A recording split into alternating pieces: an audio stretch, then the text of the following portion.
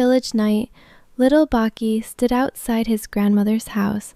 Baki and Yemi arrived at their grandmother's cozy village home. As the sun rose, Yemi swept the yard with practiced grace. Her black hair tied back, Baki carried a basket of fresh green grass, his steps careful.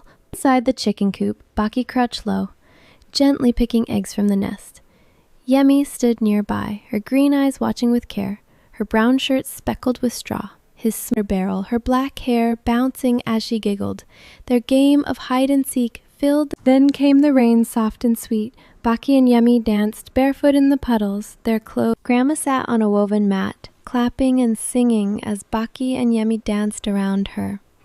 Yemi's green eyes sparkled with joy, her black shoes splashing in the wet grass. Their laughter wrapped the garden in warmth and music. After the chores, Grandma served warm flatbread with honey.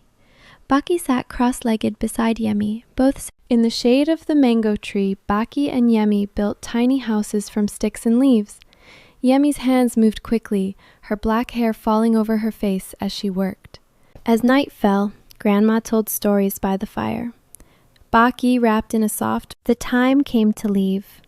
Baki hugged Grandma tightly, his yellow shirt crumpled.